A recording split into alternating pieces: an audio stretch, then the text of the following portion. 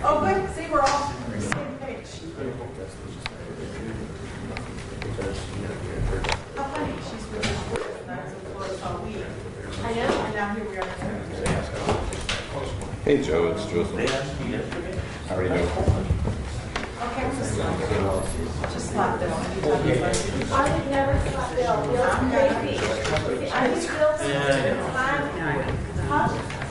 After court, maybe. That's, yeah. Oh, goodness. Matt better having fun in here today.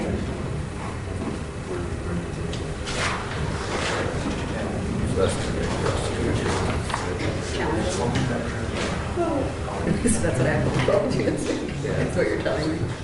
And then are you guys going to Bill, how many times a motion to the judge or? Do you want the motion ready? Yeah, I think he's Sometimes, I wonder, I have motion to do everything. Oh, yeah. Nothing. So just Yeah. I'm still like around. Yeah. oh, I will.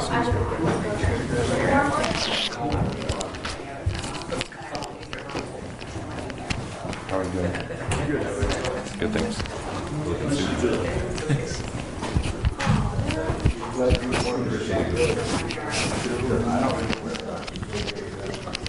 I wore one. It's a lot more comfortable not the one, so easier to make a decision.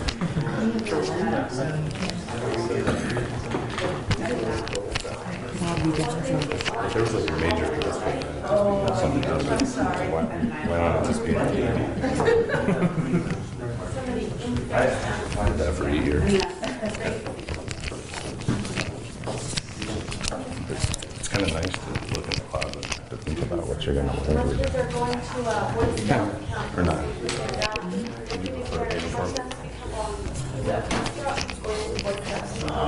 That's so cute. yeah, they're so How have you been? I'm dead. Good. And it's like a family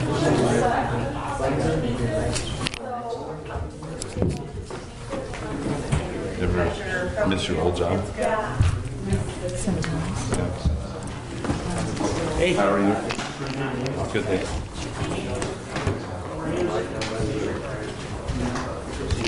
Meet again. I think here. Okay. I don't know about up there. We'll have to. And I don't know. My judges and some of the judges.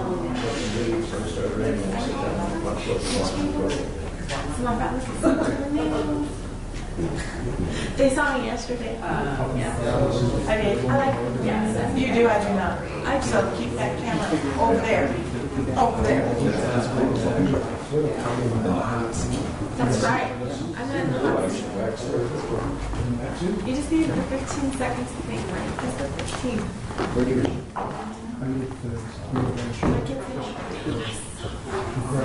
Really? Yeah, I saw you only because I was at the gym and I watched Oh, really? the news. I never watched the news, but I saw this morning because my mother-in-law watched the news. She's like, I saw you staring like this. I know you gotta be careful. I was like this. And I do not like poker face. No, I have to watch that. We're supposed to. I know. Sometimes I like to look. Like yesterday's time, I wish you would have took a break. I wish you would have. Oh, I'm sorry. For what? Take a break? I wish the judge would have taken a break. Oh, why? It was a really emotional, you know? Oh, yeah. Those women, I felt so That's bad. what I Hey, you say. guys, just so you know, please put your phones on silent. You guys are allowed to use your phones, just make sure. Yeah, that was awful. I was proud of myself. I didn't cry. I didn't cry. The second one, I got a teeny bit teary. I'm like, nope, don't go there, Ruth, don't go there. Yeah, it's hard. They're asking about It is. people. Well, I guess not too much for me. I think it's my dealt with a lot of Something else I'll let you know. Was it? think that's And going so, to be allowed, but they're going to ask. Okay. Yeah. No, I know what you're saying. Yeah.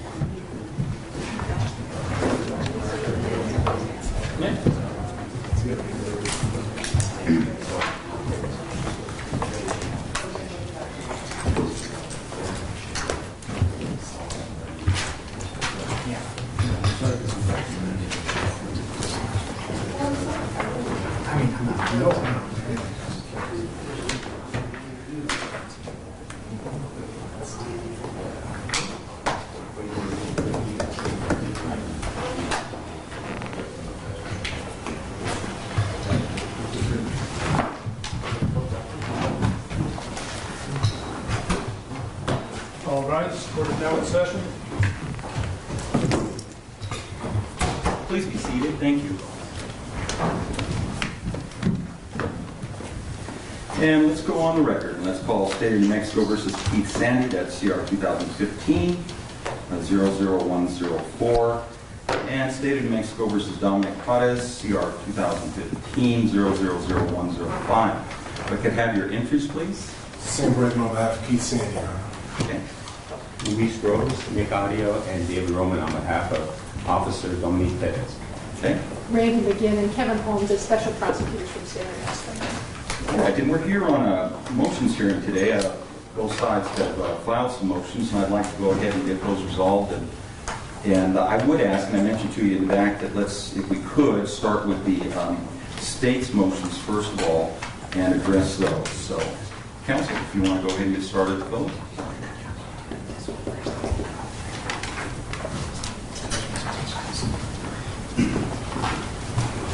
Thank you, Your Honor.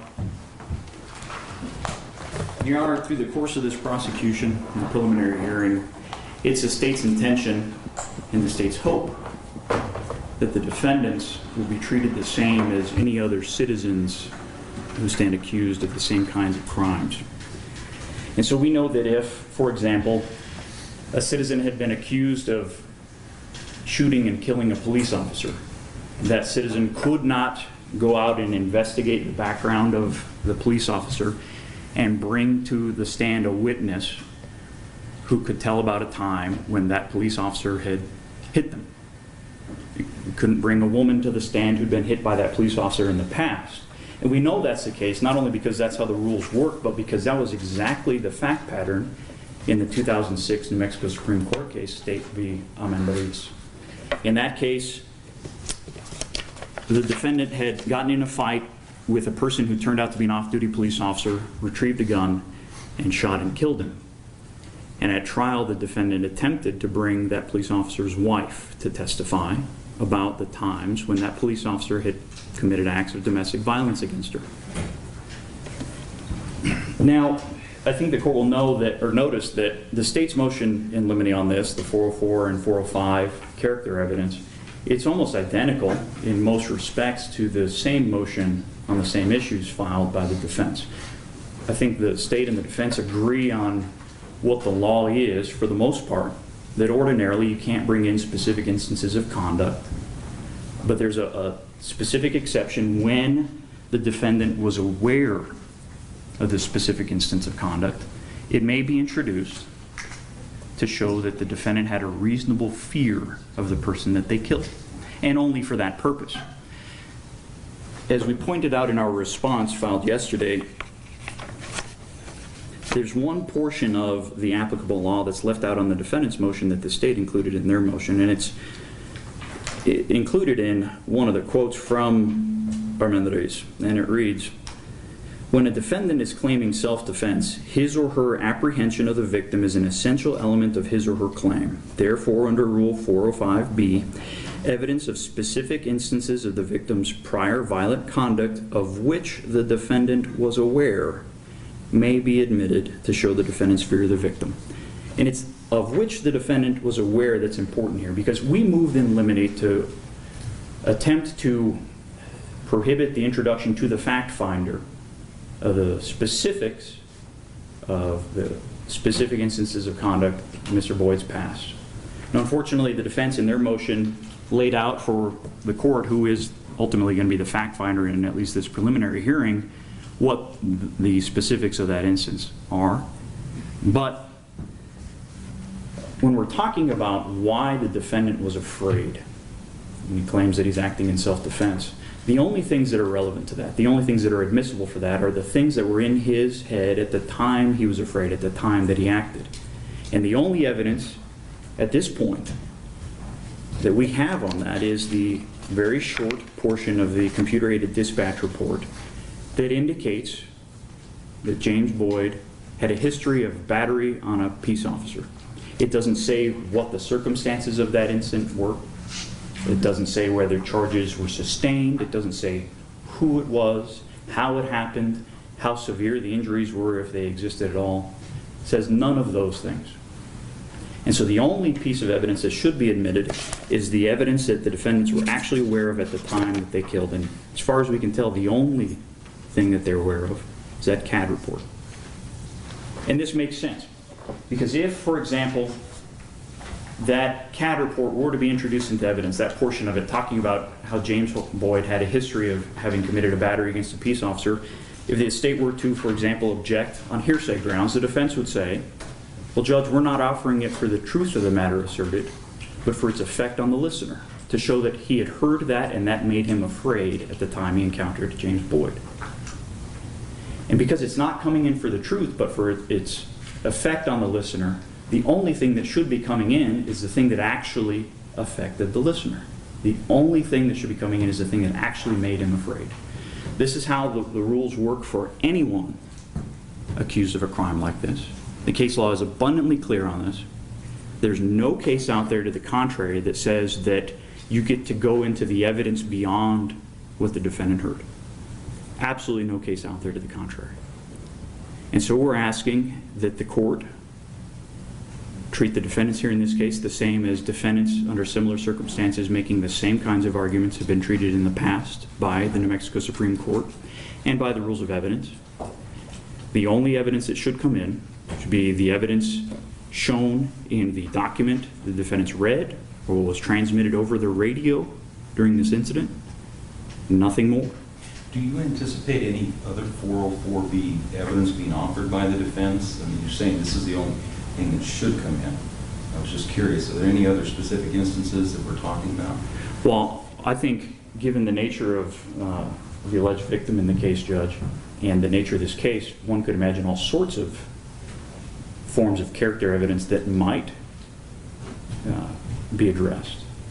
And of course, the state's motion was generic in the sense that we want all character evidence, especially specific instances of conduct, precluded, unless there's a specific instance of conduct that the defendant was aware of at the time, because that's what the law requires. You don't get to bring in any character evidence except a specific incident of conduct that forms an integral part of the defense that the defendant was aware of at the time they killed. And so if there are other instances or other forms of character evidence that the defense tries to admit during this hearing, beyond the alleged claim of the battery on a peace officer in the past, the state will object. But I think the intention of this motion was to get out in front of this and allow both the court and the state and the defense to understand what is and isn't allowed to come in. And what is allowed to come in is evidence that's consistent with the rules in the law. Thank you.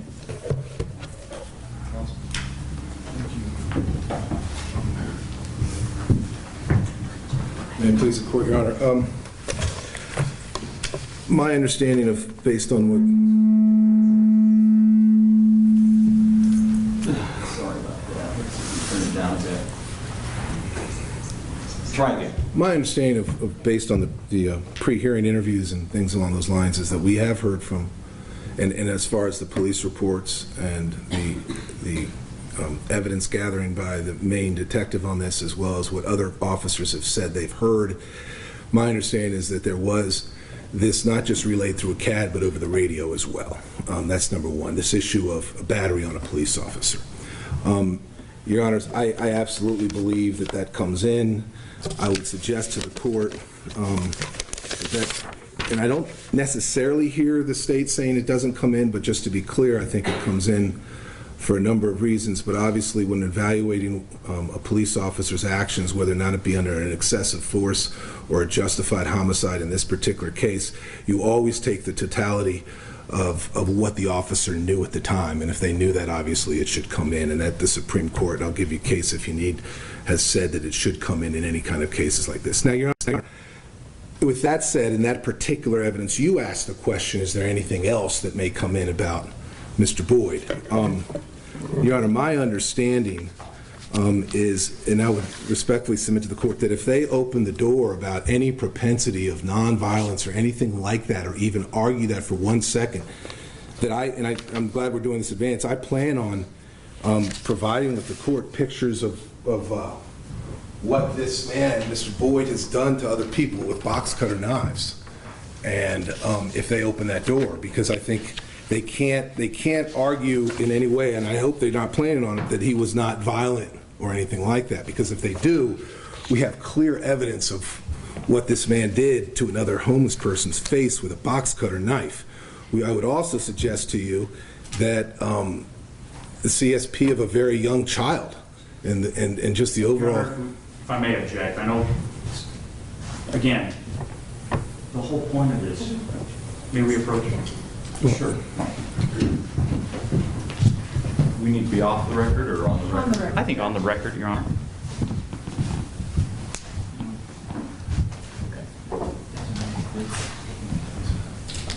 Oh, I'm sorry. Well, it's not working. Okay. Never mind.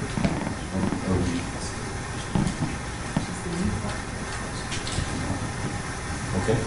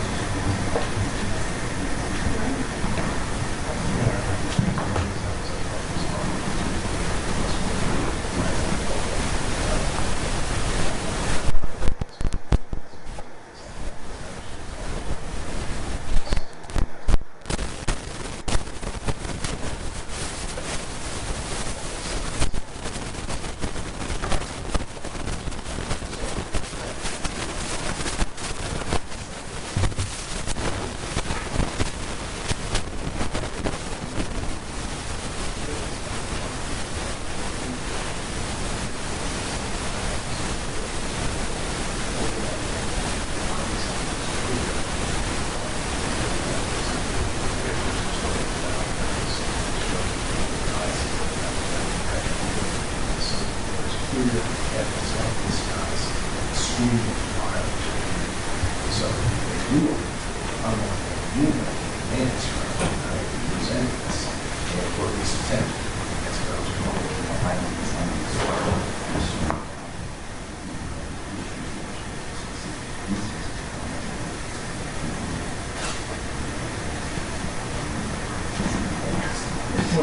but regardless,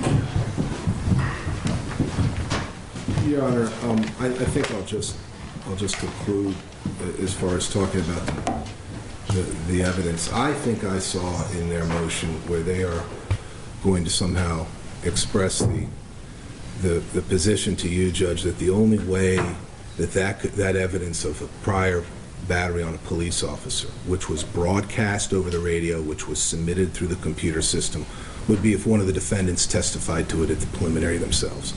That I do not believe is what the standard will be when bringing in all of this evidence. So I think that through the other witnesses you're going to hear, and I want to make sure that we're not, that this court isn't limiting us to just the officers if they testify. The other officers directly at the scene itself on the radio heard, and they will testify to hearing it over the radio about this man's history.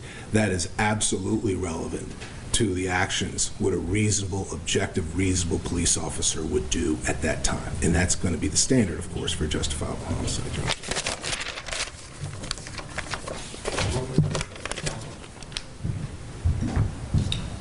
May it please the court.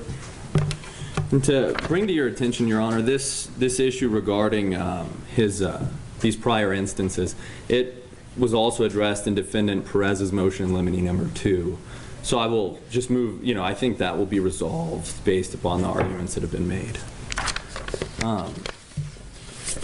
Now, the officer-involved shooting of Mr. Boyd occurred on March 16th at approximately 7:33 p.m. 45 minutes prior to the shooting, Officer Dominic Perez received a call from APD SWAT Sergeant Jim Fox. Jim Fox asked Officer Perez to respond to the foothills because there was an armed individual who was not complying with commands. Defendant Officer Perez responded in his department-issued vehicle, and as he responded, he pulled up his laptop and began reviewing the CAD of the incident to gain some information on what was taking place. As he reviewed that CAD, Officer Perez read that Mr. Boyd had an extensive criminal history of aggravated battery on peace officers. And that was something Officer Perez read before he arrived at the incident. Now, that fact is one of many factors that led Officer Perez to believe that Mr. Boyd posed a deadly threat to his fellow officers at the time he used deadly force against Mr. Boyd. Now, Your Honor, I was planning on discussing the facts of the prior incident, but if you would like me to refrain from doing so, I'll be happy to leave those out. We're just talking about this one piece of information here, and it appears to me that both sides are somewhat in agreement on this coming in, this aggravated battery on a peace officer, this prior aggravated battery on a peace officer. Am I correct on that, or? You are correct, Your Honor, and I believe there's no dispute that the information Officer Perez had that there was a prior aggravated battery on a peace officer is admissible in this case. I don't think that's disputed. But another thing that I wanted to address is why the underlying facts of that incident are in fact admissible. I think there's an interesting case on point. It's a New Mexico Court of Appeals case, State v. Maples, 300 Pacific 3rd, 749. It was decided in 2013. roughly 7 years after Armendariz. And in that case, Your Honor, a woman was exhibiting extremely violent behavior. The defendant in that case claimed that she was exhibiting superhuman strength. She was doing so after she'd consumed meth. Unfortunately, in that case, the defendant attempted to restrain the woman who was exhibiting this superhuman strength while on meth. And while doing so, the woman passed away. She died while he was restraining her. In that case at trial, the defendant, he offered testimony from 3 officers who had prior contact with the woman while she was high on meth. And they were going to testify that when she was high on meth, she in fact did exhibit superhuman strength, which was consistent with the defendant's position.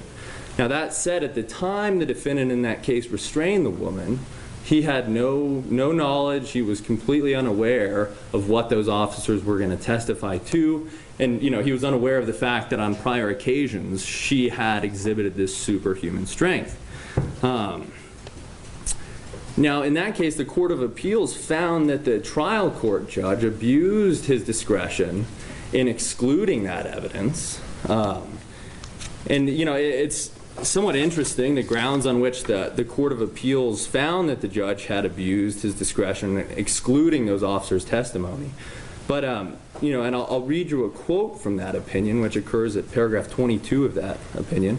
The New Mexico Court of Appeals found that where the defendant proffered testimony regarding specific violent acts of the victim while under the influence of methamphetamine, which directly tended to corroborate his statement regarding the specific mental and physical characteristics exhibited by the victim, we cannot conclude that the primary purpose of the evidence was to cause the jury to infer that the victim had a violent disposition and acted in conformity with the disposition on the night of her death.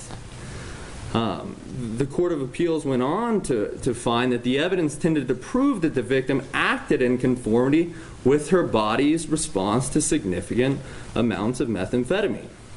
The fact that she displayed unusual physical and mental characteristics in her encounter with the defendant and previously with officers, especially when attempts were made to restrain her, was no reason to exclude the evidence on the basis that it was character evidence or otherwise intended to prove action by the defendant in conformity with the generalized disposition to violence.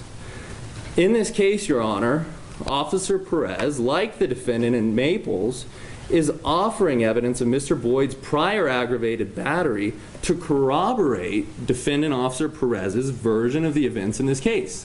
That he perceived Mr. Boyd as someone who would use violence against officers, and that's why he used deadly force. So it's not to prove that Mr. Boyd had a violent disposition, but rather just to corroborate defendant Perez's version of the events in this case, which in Maples, the court held that in some circumstances, evidence that tends to corroborate one party's version of events on a material issue can be the basis of admissibility under 404B. And therefore, we are offering Detective Diane Dossel to testify regarding the facts underlying the aggravated battery that occurred, which was addressed in our motion. All right, thank you. Did you want a rebuttal on that? Thank you, Your Honor. Thank you. One distinguishing factor in Maples is that evidence was offered to corroborate physical behavior based on intoxication by methamphetamine. That is different from offering evidence to, as the defense put it, corroborate an allegation of a person's character for violence. It's very different. The other thing is, this incident involving Officer Dossel happened 4 years before the shooting in this case. And while the Supreme Court quashed certiorari in Maples, they snapped up the opportunity to address it when they did grant certiorari. And, we can't speculate as to why they quashed certiorari in that case, but one has to wonder, if a person is allowed to bring in a parade of people to testify about all the bad things a victim has done in their life, so long as a defendant gives one sliver of testimony about one rumor they had heard about that person's character, where would it end?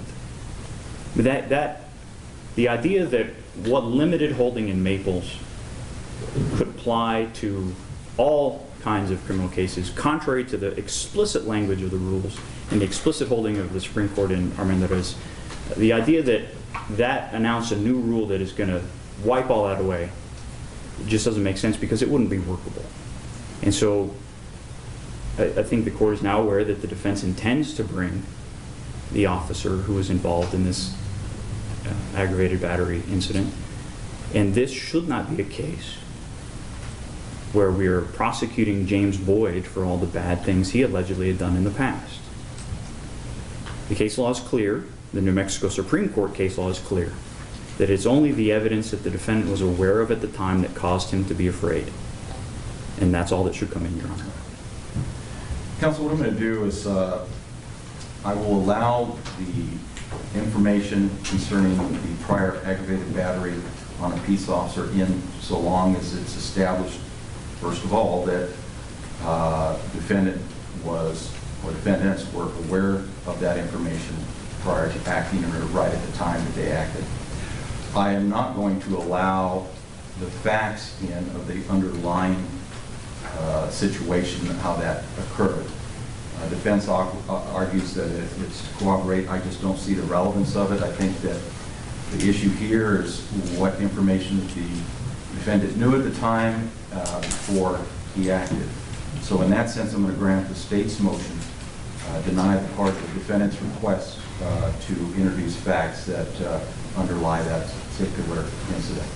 Any questions about that at all? No, Your Honor. Okay, thank you. Let's move on to the state's next motion.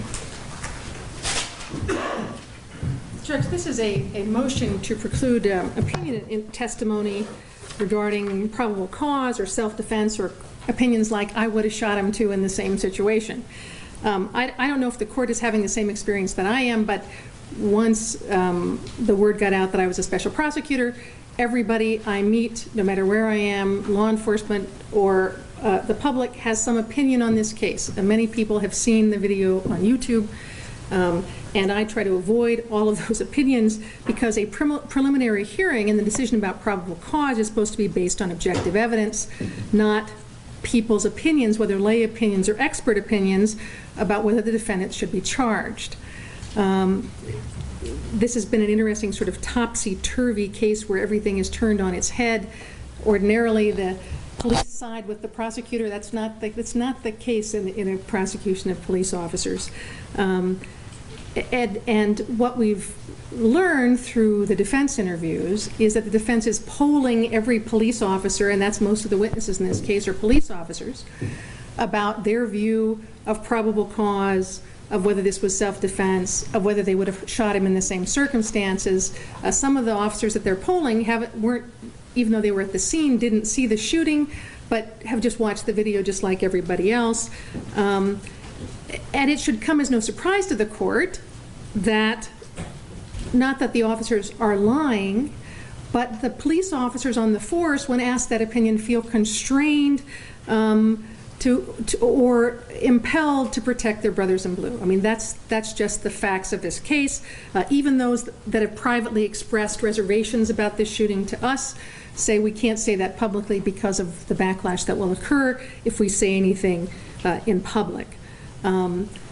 Just as it would be improper in the case I think we have in our brief, Judges State versus Ashley, just as it would be improper for us, a prosecutor, to elicit opinions from the police about a guilt of a individual person, it is improper to do the opposite thing, to put on all the police officers to say, I think he's innocent, I think there's no probable cause, I would have shot him, I think this is self-defense. If we can't do it on the flip side, that is, have the officer give an opinion about guilt, they can't bring in a parade of officers or use our witnesses that we're compelled to use to say, I think there's no probable cause, or I think this is self-defense, or I would have shot him in similar circumstances. And so it's based on that case, Judge, and the clear case law in New Mexico, that they be prohibited from doing that, and that what Your Honor be presented with is not a polling of the department or the witnesses, but the actual objective evidence in the case. Finally, if such opinion testimony is to be allowed, then perhaps we should be allowed to bring in the people who would be polled on the other side, that is, citizens of Albuquerque who've watched the YouTube video, families who'd have loved ones shot, and say, what do you think about whether you think there's probable cause for this investigation? That's why these opinions aren't allowed, and you just go by the evidence and not public opinion or polling on how many think they should be charged, how many think they shouldn't be charged. So we'd ask to exclude that kind of testimony, Judge.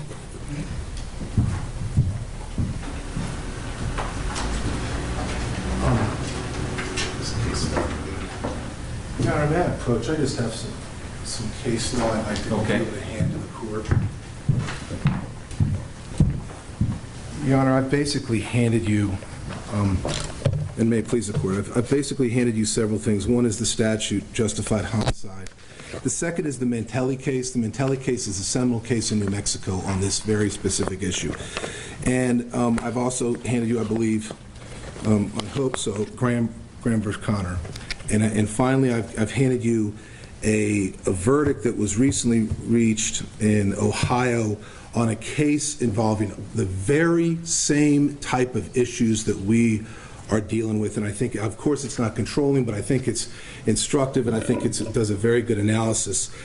So let me start off by saying the following, Judge. This case, I don't think there's any doubt, deals with the issue, and the very overarching issue is, was the shooting of James Boyd justified?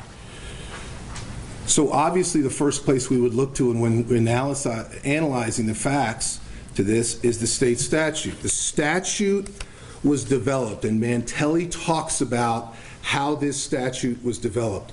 This statute was developed as a direct result of Garner and Graham. Mantelli tells us that, and then talks about how specifically Section B of this statute says, for the purposes of this section, homicide is necessarily committed when a public officer or public employee has probable cause to believe he or another is threatened with serious harm or deadly force while performing those lawful duties described in this section. Whenever feasible, a public officer or employee should give warning prior to the deadly force. That's Section B. Mantelli tells us that looking at Graham, looking at Garner, it has to be based on the reasonable police officer, the objectively reasonable police officer. That is the standard. And I would even suggest to you, Judge, if you look at Mantelli, and it's towards the back, I will. It talks about, it gives us a jury instruction for these type of cases. It says the jury instruction has not been modified, but we're giving the bar and the courts what we suggest for a jury instruction. And I'm looking, and it doesn't have page numbers on the bottom of these, but it's about at 282 is the footnote, if you go through and see footnotes. But towards the end of this, the last 5 or 6 pages of what I gave you, it says, as a service to the bar and a suggestion to the parties, this is the Court of Appeals, UJI 1451-73 could be modified as follows. I'm going to skip the first part of that, and I'm going to go down to the bottom paragraph in that first column. Homicide is necessarily committed when a public officer or public employee has probable cause to believe he or another is threatened with serious harm or deadly force while performing those lawful duties described above. This is the part. For there to be probable cause, the facts must be such as would warrant a belief by a reasonable officer based upon expertise and experience of the officer. It goes on in the top of the next column. The burden is on the state to prove beyond a reasonable doubt that the killing was not justifiable. That's part of this jury instruction that's going to be submitted to a jury if this gets past this preliminary hearing, Your Honor.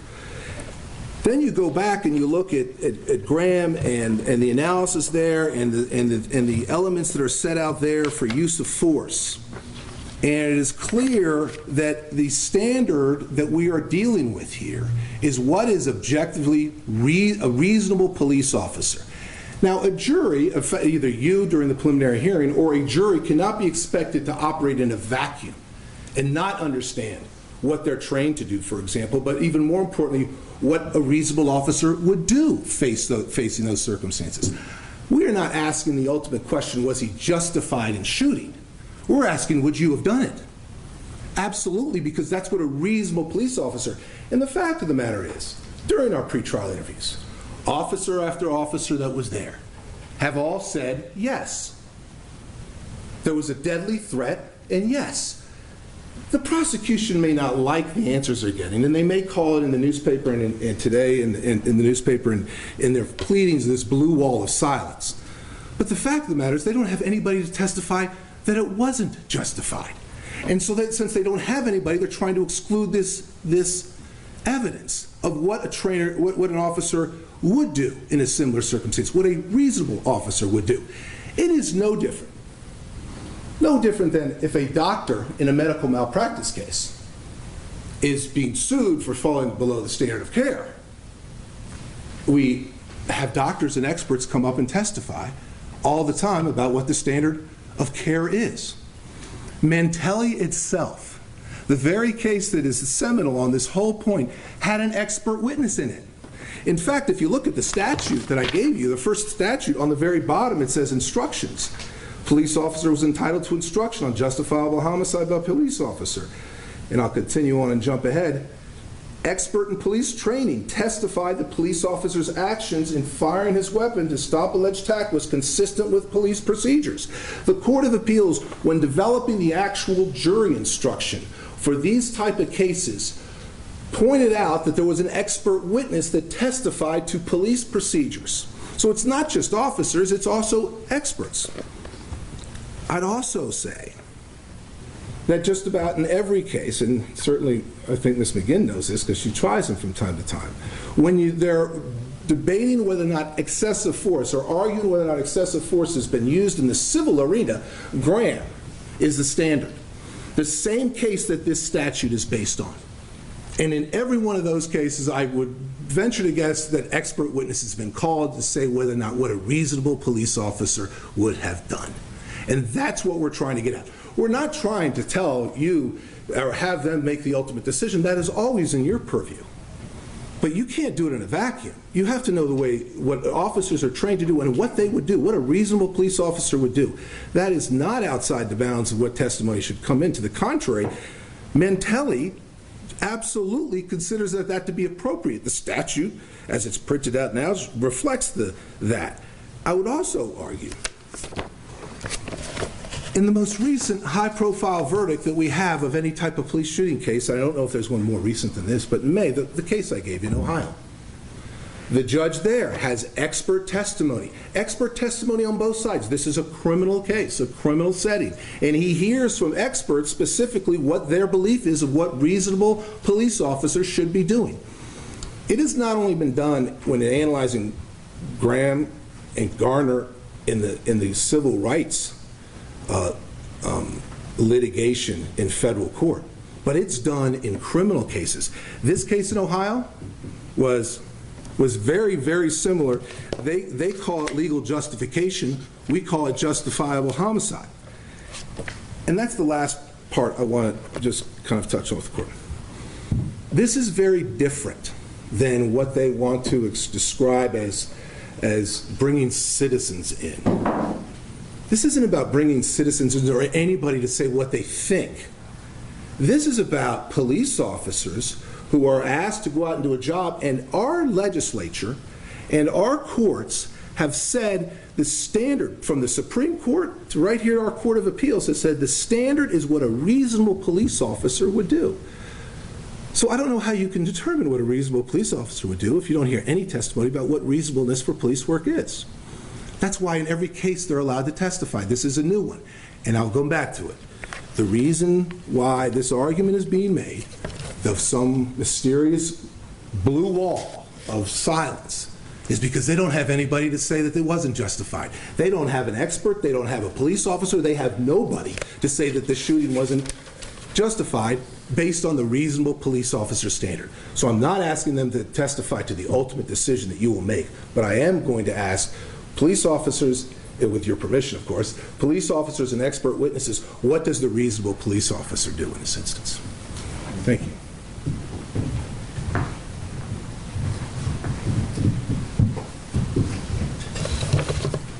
May it please the court?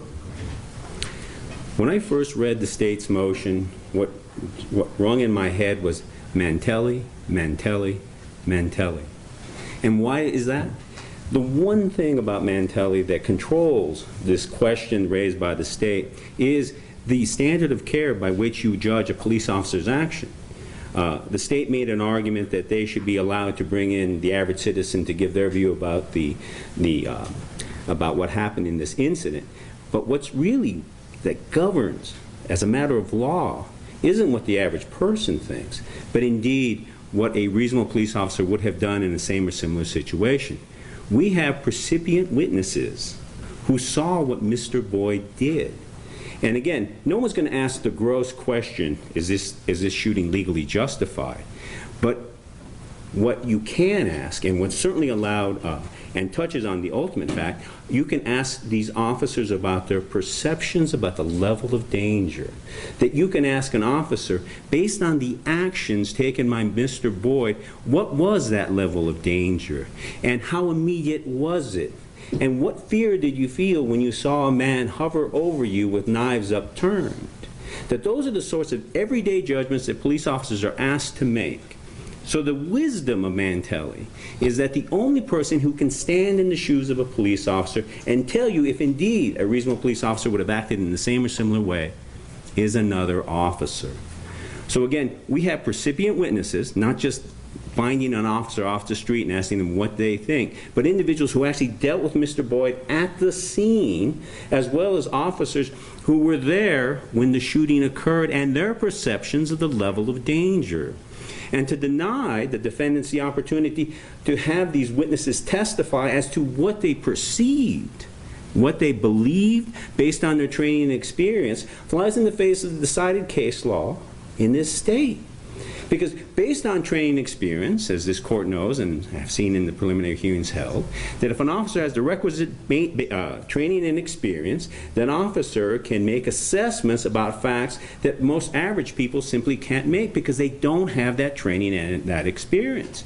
And with that training and experience, that officer can come into court and talk about the level of danger Mr. Boyd placed these officers in and why that shooting was reasonable under the circumstances. If I can ask you a question, because I know that you filed a motion in this regard and you want to exclude all the SOP, department information and that. I mean, if I allow the officers to start testifying, doesn't this open the door to the information you want to keep out, that you're asking me to keep out, the SOPs and so forth? I mean, it seems to contradict that.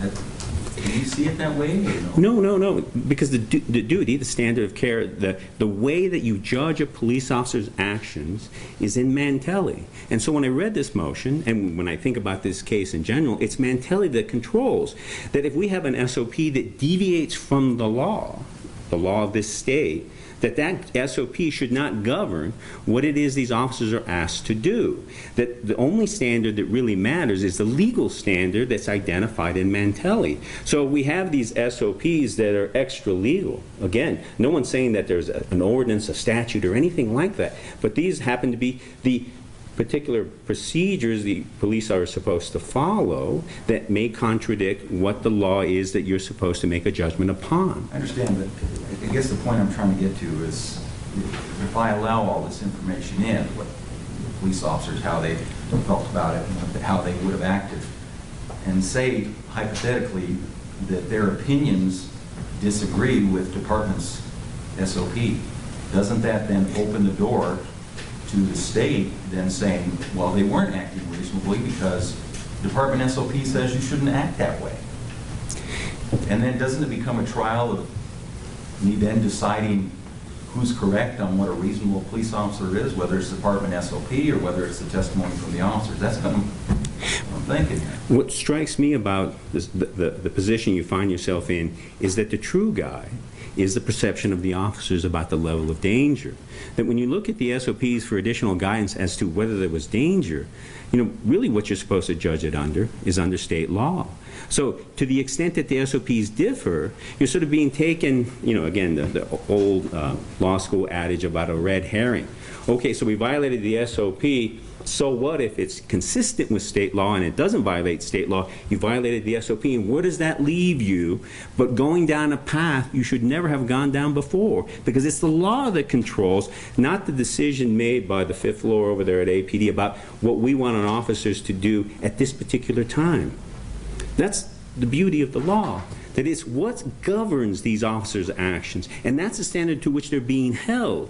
Again, for internal discipline, that's another matter. But that's not what we're asking here. This is not a civil case where all of this information might have some certain kind of relevance. It is a criminal case in which it's the law that governs that particular matter. Now, could you add, I suppose, is there a possibility that an officer testifies contrary to the SOPs?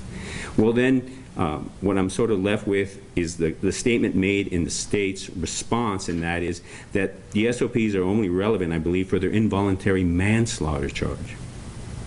I think that's what's left there. And the problem with the involuntary manslaughter charge is they have to have some evidence that this was an accident, that the officer didn't intentionally shoot the individual to prevent James Boyd from killing Officer Weimerscourge. So the only avenue which the state has presented for entry of the SOPs is this whole idea that it's relevant to involuntary manslaughter. But the problem with that charge, of course, is there isn't any evidence. So they're left in a dilemma. They put themselves in a position where they want it in for a charge that simply can't go forward.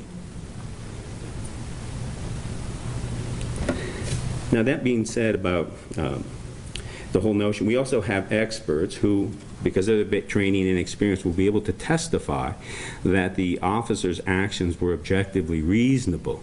And objective reasonableness is an inquiry that's made under all the facts and circumstances facing the officers. So these experts, because of the virtue of their training and experience, can give opinion testimony, which of course the New Mexico courts in Albarico and all the subsequent cases have said is acceptable, even if it touches upon the ultimate issue.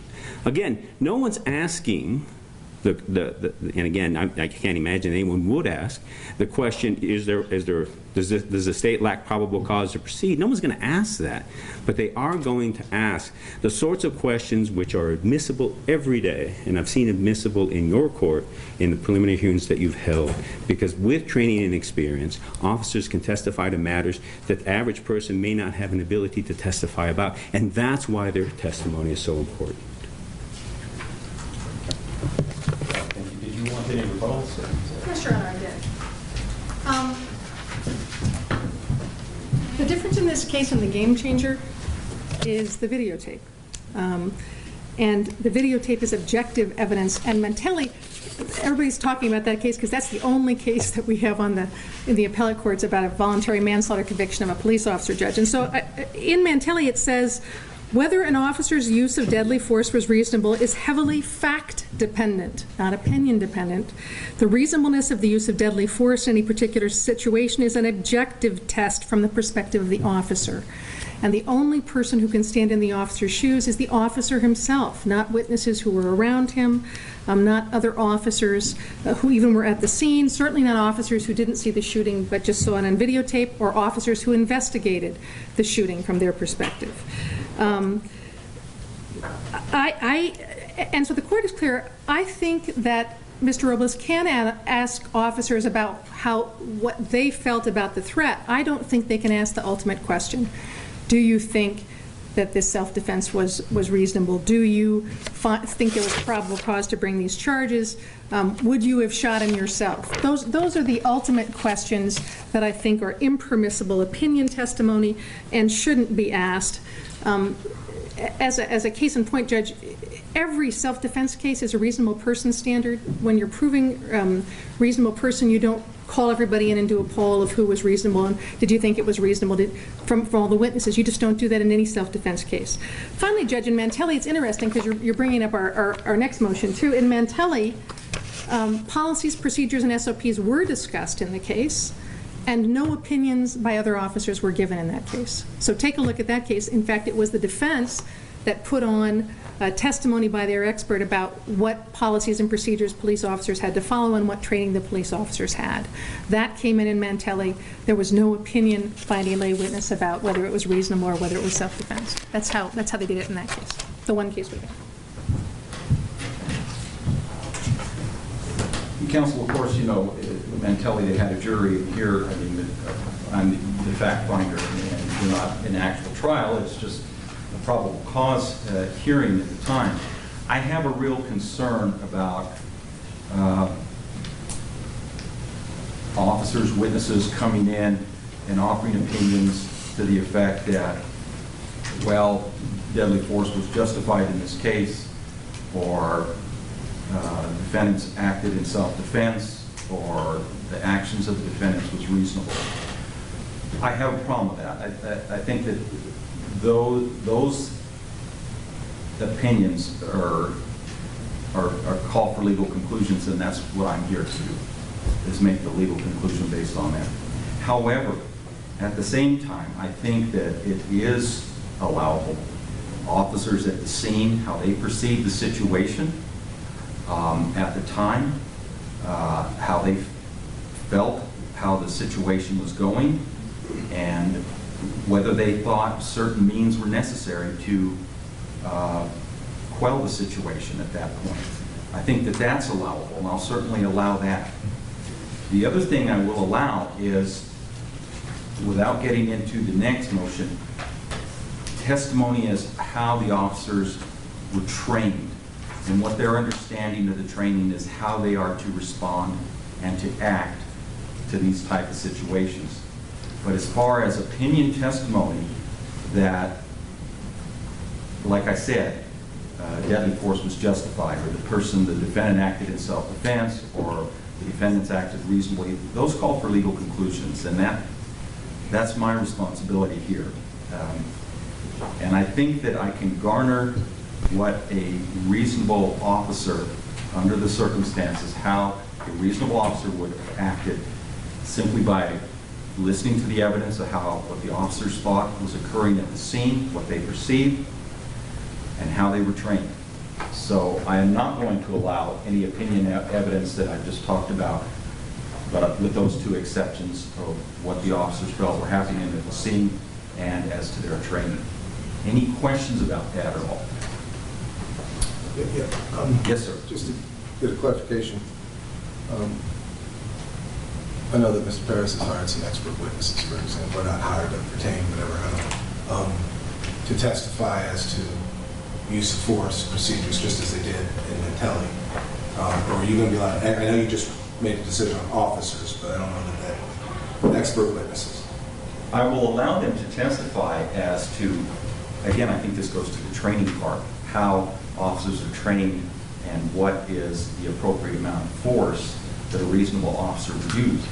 But I do not want any opinion testimony in this case that the particular officers in this case were justified or used the appropriate force. I think that that is solely a legal issue for the court to decide.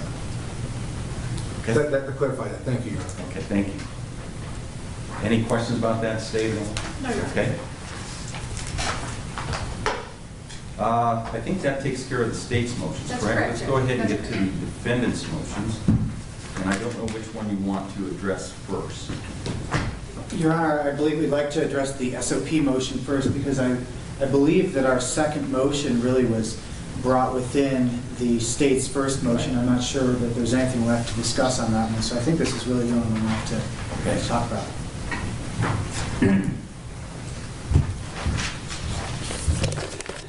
May it please the court? Go ahead. I'm glad to have the opportunity to address the question you'd raised earlier with regard to the relevance of SOPs versus that more broad standard training and the national Fourth Amendment standard and the distinction between the two of them. As we stated in Officer Perez's motion to exclude evidence of APD's SOPs, the evidence of SOPs or their content really have no relevance to any of the elements that the state needs to prove for the charges that it has brought.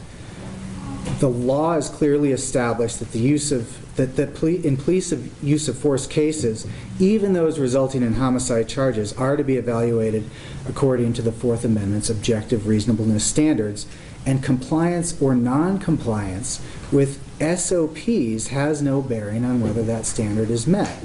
Now, in its response to our brief, the state has all but conceded, as it must, that SOPs could possibly be relevant only to a charge in which criminal negligence is an element, and that they have no place in the evaluation of whether the use of deadly force was objectively reasonable under the circumstances as looked to in a Fourth Amendment analysis.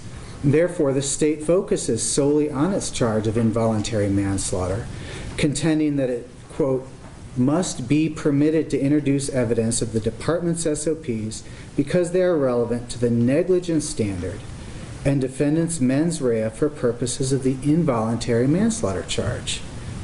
In fact, the state essentially acknowledges that SOPs cannot be admitted for any other purpose when it argues, quote, in a homicide prosecution involving involuntary manslaughter, the SOPs are admissible for purposes not present in an excessive force case. And evidence that is admissible for one purpose, namely an involuntary manslaughter charge, should not be excluded because it would be inadmissible for another purpose, namely another type of homicide charge. But as Mr. Robles alluded to, the problem with the state's reliance on an involuntary manslaughter charge as a means to try to get into the department's SOPs is that there is absolutely no basis for the charge under the undisputed facts of this case. The case law in the state could not be more clear. A charge of involuntary manslaughter simply will not lie in situations where the killing was intentional. State versus Henley, which is cited by the state in its brief, holds at paragraph 14 that, quote, involuntary manslaughter occurs only when a killing is unintentional. We can quote directly from the state's own brief at page 3, where it states State versus Lucero, and it includes the quote in their own brief, the mens rea for involuntary manslaughter is criminal negligence and involves unintentional killing. We can go all the way back to State versus Pruitt, 1921 NMSC 110, where it recognizes that even back then, it seems to be uniformly held that an intentional killing is never deemed to constitute involuntary manslaughter. And it held that where no evidence existed to suggest that a killing was accidental, it was error to submit an involuntary manslaughter charge. In this case, there is no dispute that Officer Perez deliberately used deadly force against Mr. Boyd.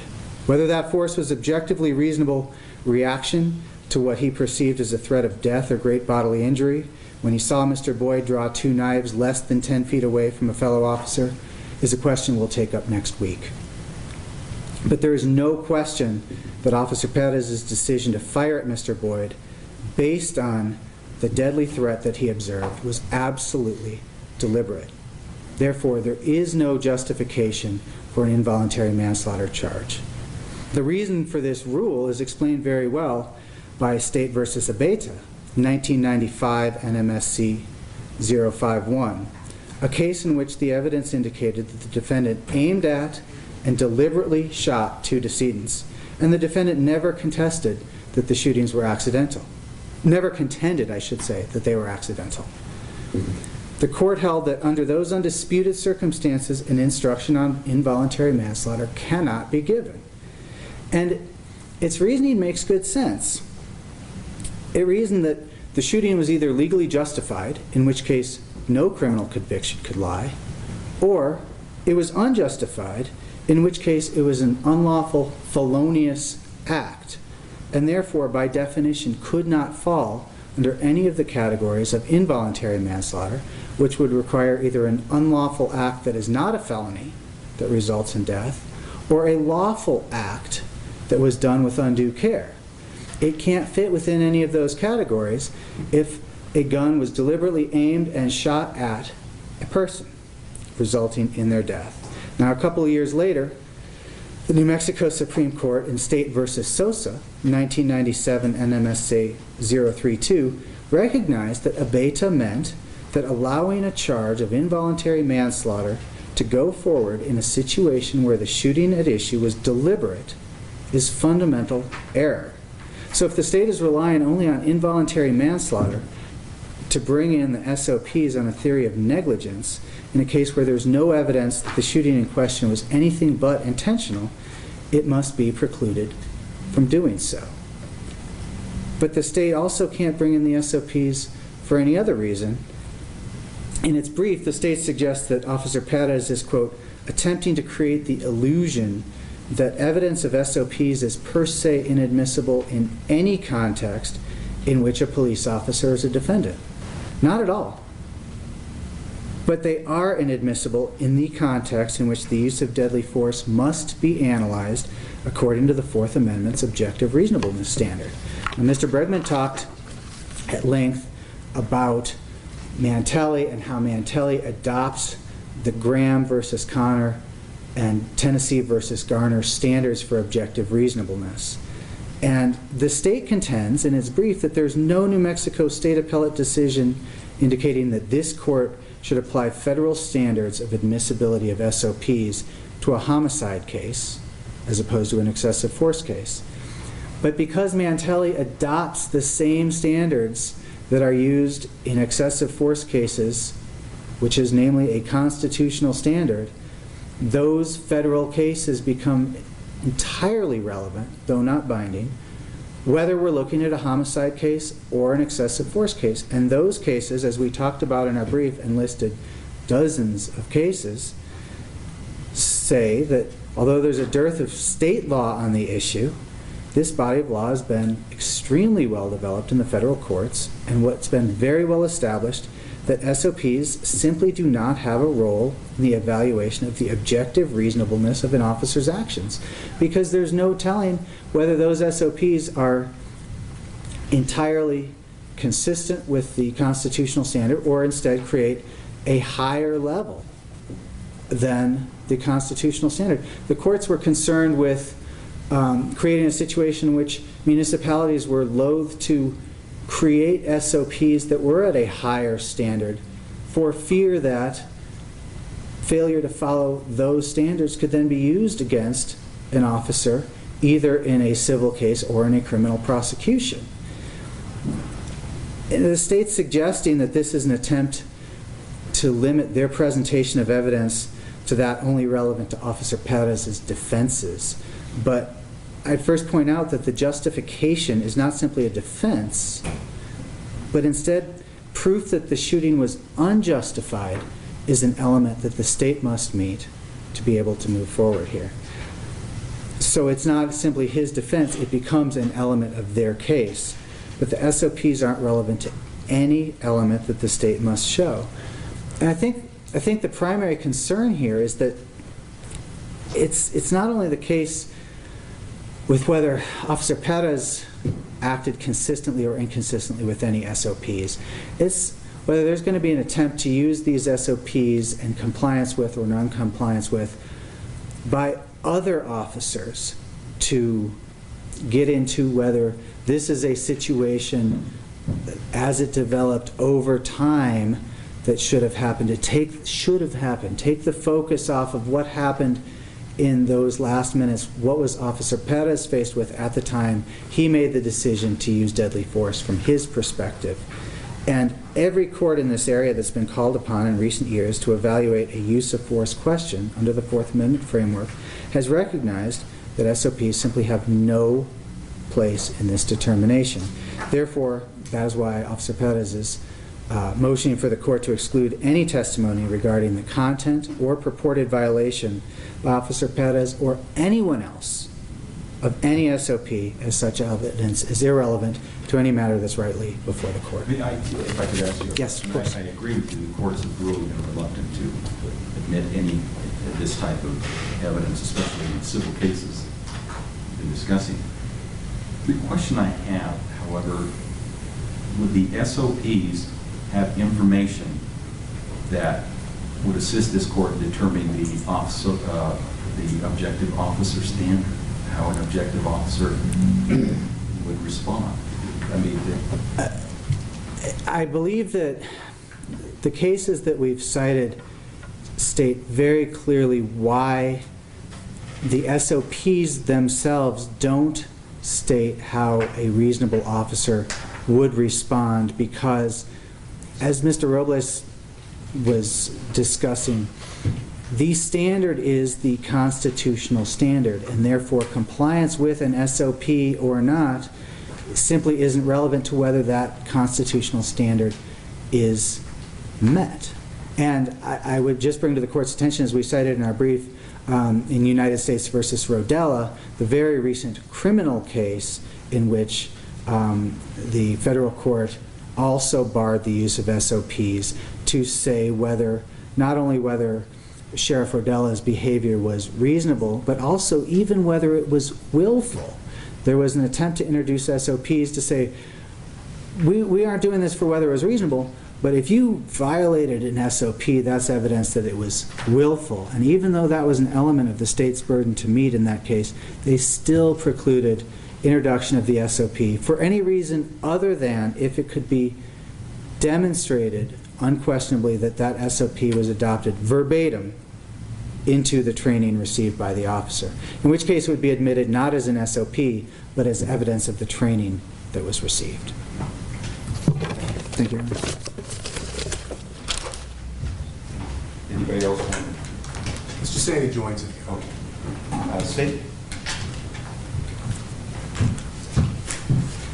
Thanks, Judge. Well, we didn't make our very best argument in our brief, which was that Mantelli allowed SOPs to be testified about. And on page 700, Tom Gillespie was actually a defense expert who took the stand and testified about his training and the policies and procedures of the Las Vegas Police Department, and that he had acted reasonably because he acted consistently with the policies and procedures of the Las Vegas Police Department. So not only do we not have a case that says adopt the federal standard for civil cases, but in fact the only case we have says that policies and procedures come in to answer the exact question Your Honor asked, that may show that they were acting reasonably. And if they acted within what the policies and procedures say, as well as if they act within what their training was, they may have been objectively reasonable. It actually may help the defense in some areas and hurt the defense in other areas. And let me just give you a copy, just one of the policies and procedures that we intend to use. This is the one on, I'm going to hand it to them right now, Judge. This is the SOP on dealing with mentally ill or suspected mentally ill subjects and how you're supposed to approach the situation. And that you are supposed to stay calm, that you are supposed to assume a quiet, non-threatening manner when approaching the subject, that you should always be truthful, and other things that sort of lay that out. There are similar rules for reasonable conduct in use of deadly force, most of which are adapted from Tennessee versus Garner, and also Graham versus Connor, but same kind of thing for use of force, and in assessing not just for involuntary, but also for voluntary, because that's what this fellow was convicted of in the Mantelli case. The court, in order to determine did they act in a reasonable way, has to know what the standards were that they were operating under. And we believe the chief will testify that these standards are created to keep people safe and keep the officers safe, and failure to follow the standards may put the public in jeopardy, may put the suspect in jeopardy, may put the officers in jeopardy. That's the whole test, by the way, for involuntary manslaughter is did you act unreasonably in a reckless way to put people's safety in danger? And it's nice that they want to argue now we don't have a case for involuntary, but I'd suggest we wait till the prelim. If I could ask you a question. Sure. I mean, if I use this information to help me determine what the reasonable officer is, I mean, I certainly don't want to say, okay, APD's SOP is the model or the law that I should follow. Right. I mean, Roswell Police Department, Farmington Police Department, Santa Fe Police Department, even police departments around the state, I would assume have different SOPs. They do, what Judge. APD has. So would it be troubling, don't you think that it's troubling for the court to then say, okay, this is what a reasonable police officer should be and how they should handle the situation? Oh, well, it goes hand in hand with training, because in fact, what Judge Browning recognized, even though the vast majority of federal cases didn't allow SOPs, what Judge Browning's ruling in the Rodella opinion was that if this was part of the training, if officers are actually trained on what the SOPs are about this, then it comes into play into what a reasonable officer does. And these officers are not only trained about this, but they're required to know what's in the SOPs and to follow the SOPs. And so it's the combination of training and SOPs that defines the standard for a reasonable officer. And by the way, the defense experts that we've interviewed talk about both the legal standards, the civil standards, training, and the SOPs. Talk about all those things. And our witness to testify about what the standards are for APD is going to be Chief Eden, who's going to come and be our first witness to talk about that. And I just want to address something in the brief, Judge, just for the record. I think there was an accusation in their brief that we're trying to make this bigger than this case. We are not. This is not an indictment of APD. It is limited to this case and what happened and how this case was handled. The other SOP that I'll tell the court that we may try to use is not use of force or dealing with mentally ill or suspected mentally ill, but is this, they have an SOP on how investigations of shootings and deadly force by an officer are supposed to be handled. That's the other SOP that I think we'll probably get into, because we think this investigation was not handled the way it should have been, and I think that's important for the court to know as well. The other question I had for you too, and I realize that looking at the amended information that you have included the involuntary manslaughter charge, and just from what I've garnered from the case thus far, I know I haven't heard any of the evidence yet, but it appears to me that if we're talking about that this could possibly be an involuntary manslaughter because the officer did not follow department procedure or did not follow guidelines, doesn't that, I mean, in essence, really, isn't it an imperfect self-defense, and that would simply, I mean, make it something like either a second-degree murder or voluntary manslaughter? I mean, it appears to me that what the defense said, this was actually an intentional shooting, whether it was intent to defend another person, themselves, or to commit crime.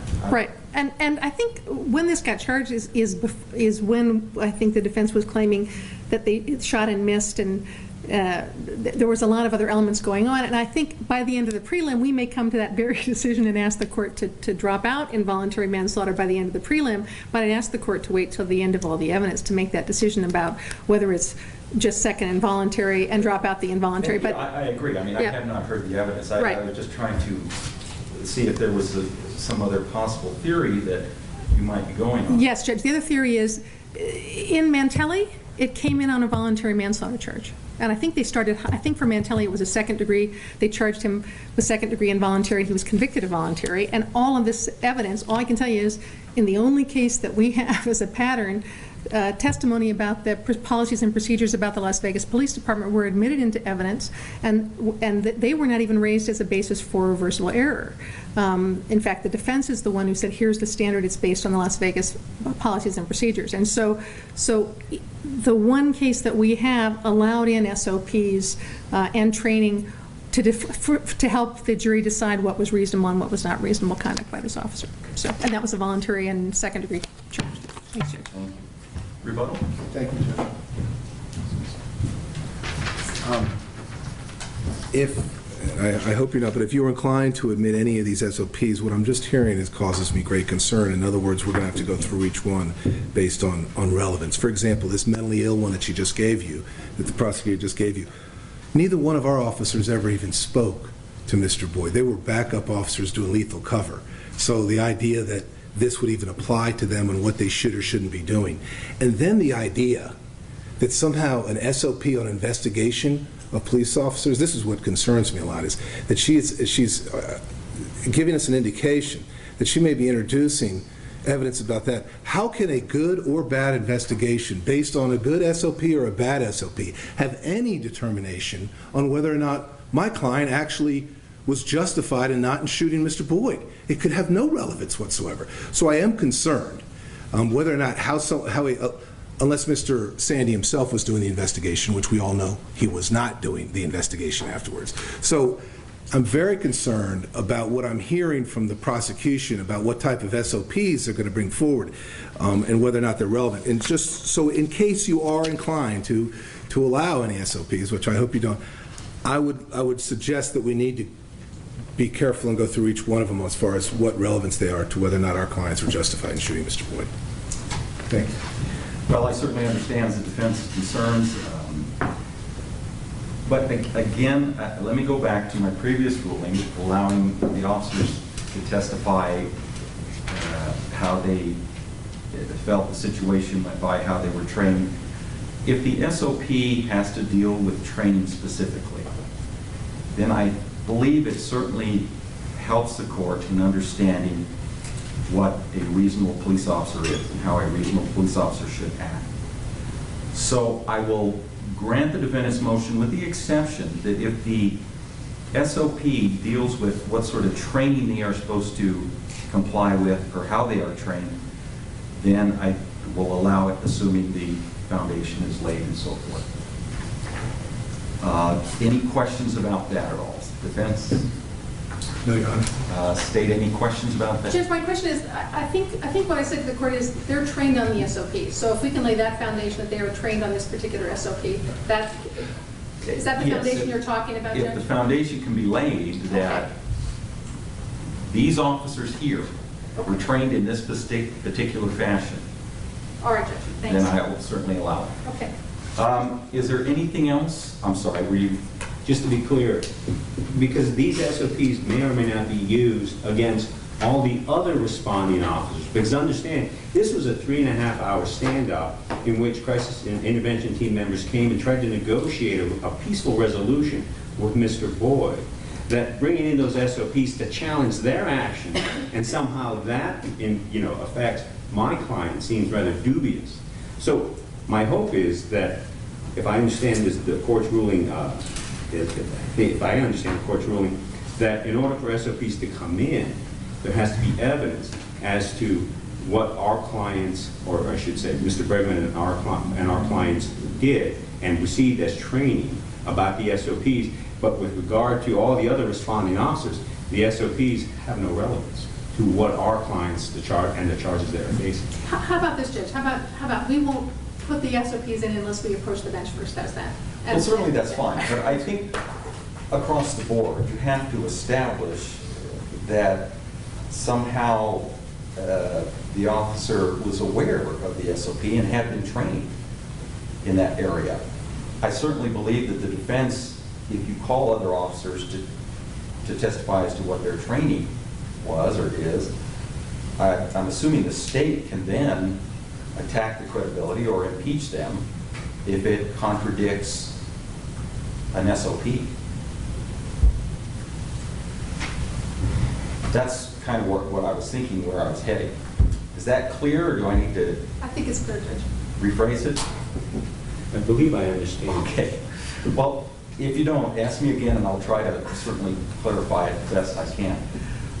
Is there anything else we need to discuss or talk about? Judge, we just have a courtesy copy of the trial brief that we're going to file today. We're filing an identical brief with different covers in each of the cases, so I'm just going to give you one to reduce your paper overload.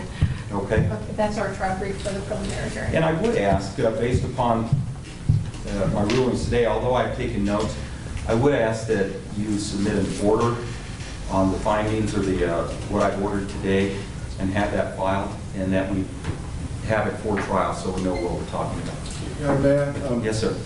We too have a bench brief for you for the upcoming preliminary hearing, and we'd like you to get a chance to look at that, obviously, before it starts this weekend. And I'm going to, well, and I'll file copies downstairs. Okay, and as I mentioned off the record to all of you, I'd like to get started Monday at 8:30. We'll be in courtroom 338, the ceremonial courtroom.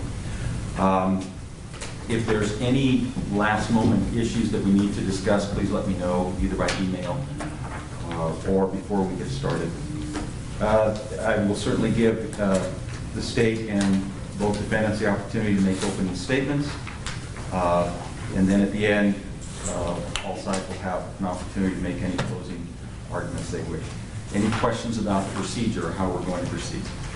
Just quickly, Judge, for the orders on the findings, you want the state to submit or propose all the orders, or the proponents of the motions? How would you like that handled? I think there's basically 3, correct? Yes, Your Honor. If you could work together and come up with something you agree as to the form of it, that would be fine. And it would certainly help me as well. Yes, Your Honor. Okay. All right. Counsel, if there's nothing else, we'll be in recess, and I'll see you Monday morning. All rise. I get your too much. Of course. Sorry. Not at all.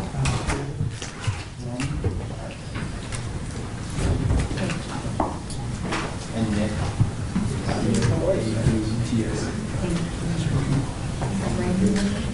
Oh, hi. That's good. What was your name? Ruth. Oh, well. Nice to meet you too. Thank you.